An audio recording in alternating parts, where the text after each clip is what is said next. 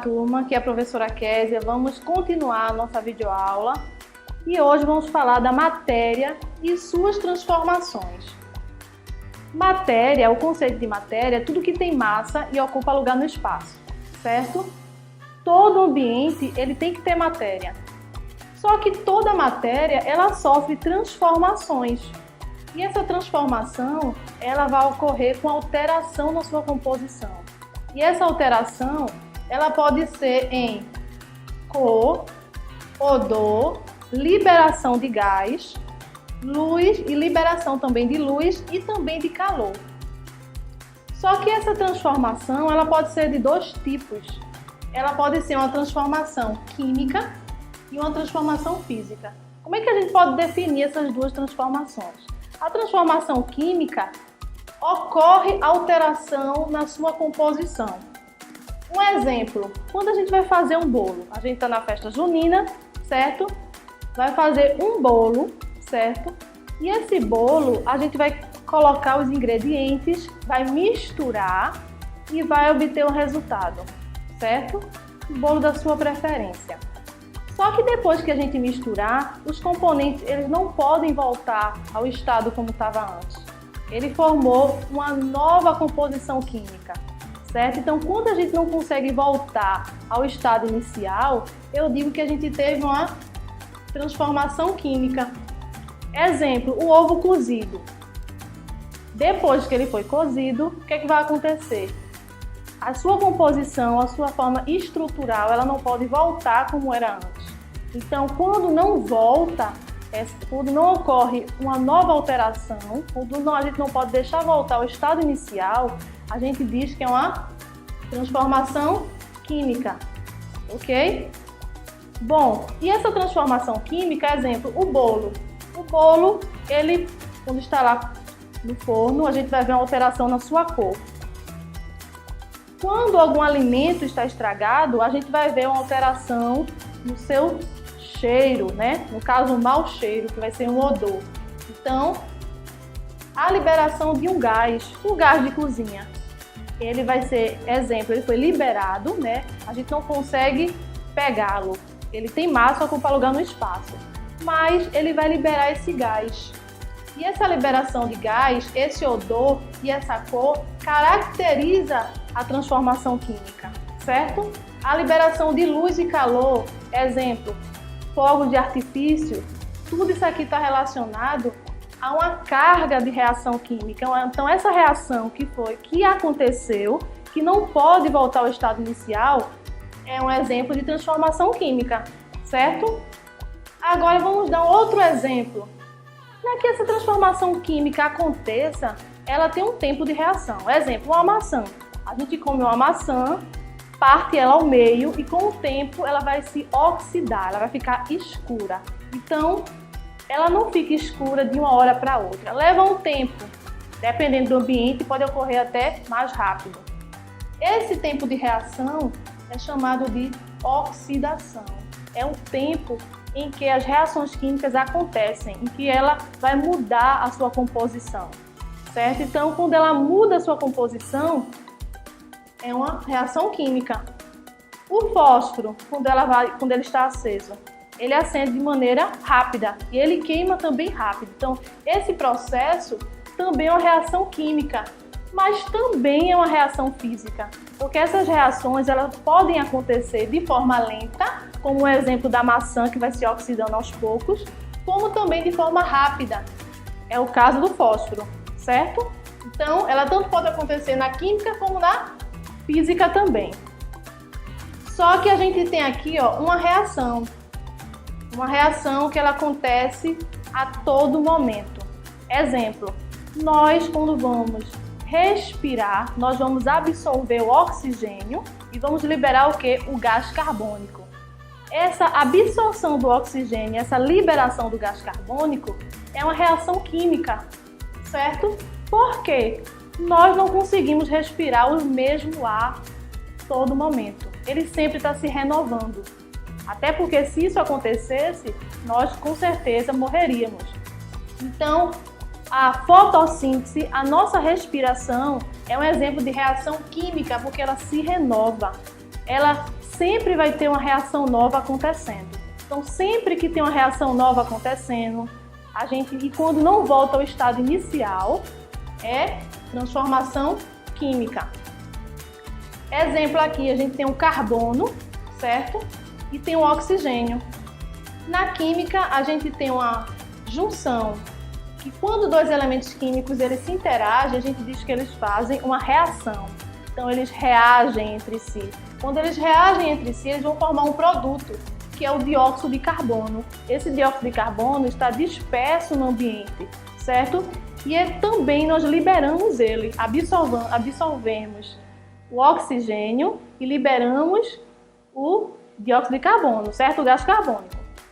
E essas duas reações, ela acontece a todo momento. Esse tipo de reação é uma reação química, porque depois que ela acontece, ela não pode voltar ao seu estado inicial, certo? Falamos de reação química, do tempo que ela pode ocorrer, pode ser lento, como o exemplo da maçã, pode ser rápido, como acender um fósforo, que esse tempo acontece na química e na física, certo? Só que citamos a característica da química. Vamos citar as transformações físicas. Exemplo, se eu amassar um papel, eu vou retirar a sua composição, a sua estrutura?